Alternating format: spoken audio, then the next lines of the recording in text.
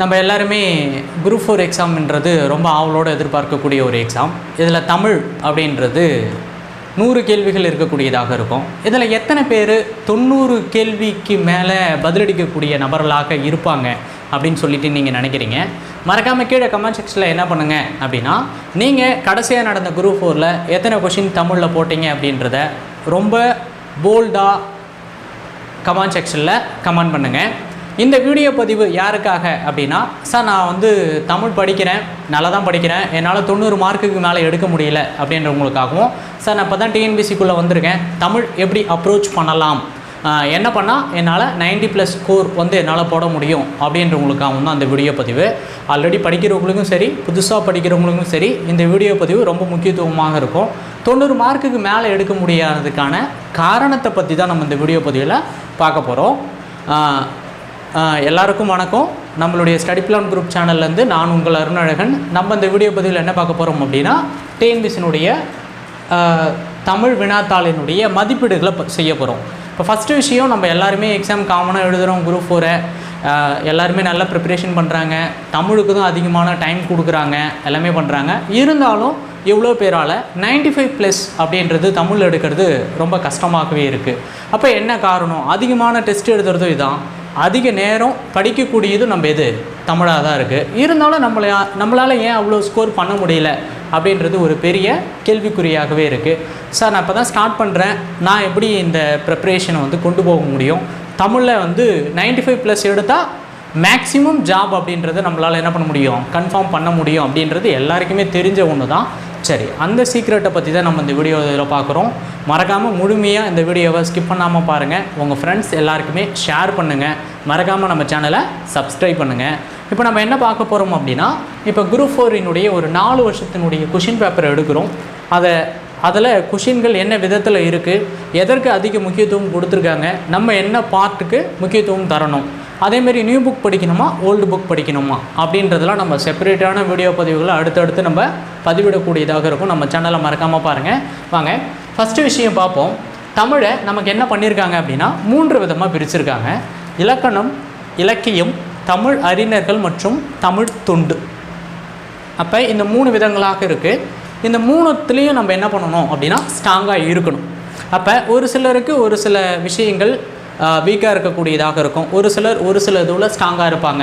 அப்போ எதில் நம்ம ரொம்ப அதிகமாக ஸ்ட்ராங்காக இருந்தால் நமக்கு ஸ்கோரிங் வரக்கூடியதாக இருக்கும். இப்போ ஃபஸ்ட்டு விஷயம் நம்ம என்ன பார்க்க போகிறோம் அப்படின்னா, 2016 நடந்த குரூப் 4ல் இப்போ இலக்கணம் சார்ந்த கேள்விகள் எத்தனை வந்திருக்கு, இலக்கியம் சார்ந்த கேள்விகள் எத்தனை வந்திருக்கு, தமிழ் அறிஞர்கள் சார்ந்த கேள்விகள் எத்தனை வந்திருக்கு அப்படின்றத பற்றி தான் நம்ம பார்க்க போகிறோம்.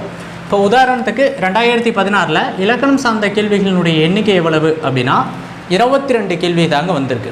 அப்போ இலக்கணம் தொடர்பான கேள்விகள் 22 கொஷின் கேட்டிருக்காங்க.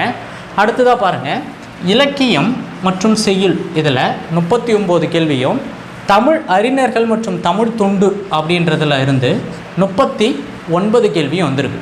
அப்போ இந்த டோட்டலை கூட்டி பாருங்கள், கரெக்டாக 100 அப்படின்றது வரக்கூடியதாக இருக்கும். அப்போ இந்த இடத்துல என்ன பண்ணிட்டாங்க அப்படின்னா, இலக்கியம் மற்றும் தமிழ் அறிஞர்களுக்கு அதிக முக்கியத்துவம் கொடுத்துருக்காங்க. அப்போ இந்த இடத்துல இலக்கணத்தை படித்தவங்களோட இதை படிக்கிறவங்களுக்கு ரொம்ப ஒரு பெட்டர் ஒரு சான்ஸாக இருக்கக்கூடியதாக இருக்கும். கிட்டத்தட்ட 60, 70, 78 கேள்வி கிட்டத்தட்ட நமக்கு கிடைக்கக்கூடியதாக இருந்திருக்கு. அப்போ 78 கொஷின்ஸ்ன்றது பெரிய விஷயம். நம்ம ஏன்னா தப்பே பண்ணாத ஒரு இடங்கள், செயலாக இருக்கட்டும், அறிஞர்கள் மற்றும் தொண்டாகலாக இருக்கட்டும், இதை பேஸ் பண்ணி தான் நம்ம என்ன பண்ணுறோம் அப்படின்னா 2018க்கான பேட்டர்னுக்கு போகிறோம். 2018 என்ன பண்ணுறாங்க அப்படின்னா, இலக்கணத்திலிருந்து 27 கேள்வி கேட்குறாங்க. என்னவாயிருக்கு அப்படின்னா, ஒரு 5 கேள்வி என்னவாயிருக்கு, கூடியிருக்கக்கூடியதாக இருக்குது. அடுத்ததாக பாருங்கள், தமிழ் அறிஞர்கள் மற்றும் துண்டு இதுலேயும் எத்தனை கேள்விகள் கேட்குறாங்க அப்படின்னு பார்த்தீங்கன்னா 27 கேள்விகளை கேட்குறாங்க. அப்போ மீதி இருக்கிற பார்ட்டு தான் எதுக்கு சேர்த்துருக்காங்க அப்படின்னா, இலக்கியத்திற்கு சேர்த்துருக்காங்க. மீதி எவ்வளோங்க வரும்?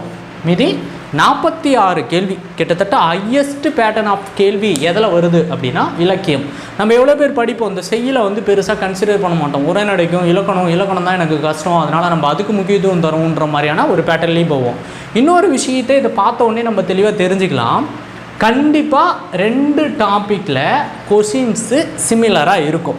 இப்போ பாருங்கள், இதுக்கு 39 கேட்டிருக்காங்க, இதுக்கும் 39. அப்போ ஈக்குவல் பேலன்ஸ் ஏதாவது 2 பார்ட்டுக்கு கொடுக்குறாங்க. அந்த 3 பார்ட்டில் 2 பார்ட்டில் ஈக்குவல் பேலன்ஸ் கொடுக்குறாங்க. இப்போ 2018 எடுக்கிறப்ப என்ன ஆகுதுன்னா இலக்கணத்துக்கும் தமிழ் அறிஞர்கள் மற்றும் தொண்டுக்கும் ஈக்குவல் பேலன்ஸ் கொடுத்துருக்காங்க. அப்போ நல்லா பாருங்கள், எதையுமே நம்மளை தமிழில் ஸ்கிப் பண்ணவே முடியாது அப்படின்ற ஒரு விஷயத்தை நம்ம தெளிவாக இந்த இடத்துல ரொம்ப இதுவாக புரிஞ்சுக்கணும். சரிங்களா? அடுத்ததாக பாருங்கள், 2019 நடந்த குரூப் 4 கொஷினுடைய டைப்ஸ் எப்படி இருக்குது அப்படின்னு பார்த்தீங்கன்னா 31 கேள்வி இலக்கணம். அப்போ இலக்கணத்திற்கான கேள்விகள் என்ன ஆகிட்டு இருக்குதுன்னு பாருங்கள், வர வர கூடிக்கொண்டே போகுது. அப்போ இலக்கணத்துக்கு அதிமுக்கியத்துவம் தரணும் அப்படின்ற அந்த விஷயத்தை சொல்கிறாங்க. சார் இலக்கணம்னு சொல்கிறீங்களே, இலக்கணம்னா என்ன? இப்போ உதாரணத்துக்கு பார்த்தீங்கன்னா எதிர்ச்சொல் தருக அப்படின்னு ஒரு கேள்வி வந்தாலும் அதை நம்ம இலக்கணத்தில் தான் சேர்க்கணும். பிரித்து எழுதுக அப்படின்னு ஒரு கேள்வி கேட்டாலும் அது நம்ம இலக்கணத்தில் தான் சேர்க்கணும். சந்திப்பிழை அப்படின்னு ஒரு கேள்வி வந்தாலும் இப்போ ஒரு அறிஞர்களை கொடுத்துட்டு ஒரு மேட்ச் த ஃபாலோயிங் வைக்கிறாங்க, இல்லை சிறந்த நூல் குறிப்புகளை பற்றி கொடுக்குறாங்க அப்படின்னு வரப்பெல்லாம் நம்ம எதை தான் சேர்த்துக்கணும்? அதெல்லாம் இலக்கணத்தில் தான் சேர்த்துக்கணும். ஏன்னா அது ஒரு சிலர் என்ன பண்ணுவாங்கன்னா இலக்கியம் மற்றும் தமிழறிஞர்கள் தொண்டில் சேர்க்கக்கூடியதாக இருக்கும், அது மாதிரி இருக்காது. அப்போ இலக்கணம்ன்றது அவ்வளோ முக்கியத்துவம் வாய்ந்த ஒரு பார்ட்டாக இருக்குது. அடுத்ததாக பாருங்கள், இலக்கியத்தில் 34, தமிழ் அறிஞர்கள் மற்றும் தொண்டில் 35. இந்த பேட்டர்ன் மட்டும் பாருங்கள், 2019 பேட்டர்ன் மட்டும் என்டையர்லி டிஃப்ரெண்ட். ஆனால் என்ன அப்படின்னா இலக்கணத்தில் கேள்விகள் இன்க்ரீஸ் ஆகிட்டே வருது. இப்போ பாருங்கள், இதுக்கும் 5 கேள்வி இன்க்ரீஸ் ஆகக்கூடியதாக இருக்குது, இதுக்கும் 4 கேள்வி. அப்போ 5, 4. அப்போ இதில் என்ன ஆயிடுச்சுன்னா 46லேருந்து 34, 35. நம்ம முன்னாடியே ஒரு பேட்டர்ன் பார்த்தோம், ஏதாவது 2 இடத்துக்கு ஈக்குவலாக கொடுக்கக்கூடியதாக இருக்கும். கிட்டத்தட்ட ஒரு கொஷின் மட்டும்தான் வேரியேஷன் இருக்கக்கூடியதாக இருக்குது. அப்போ இதுக்கு 27, 27, 39, 39ன்னு பார்த்தோம். அப்போ பாருங்கள், அந்த ஈக்குவல் கொடுக்கறது 2016ம் 2019 கிட்டத்தட்ட சிமிலராக இருக்குது பாருங்கள். இதுதான் நமக்கு காட்டக்கூடியதாக இருக்குது. இப்போ 2016 இலக்கியத்திற்கும் அறிஞர்களுக்கும் முக்கியத்துவம் கொடுத்தாங்க.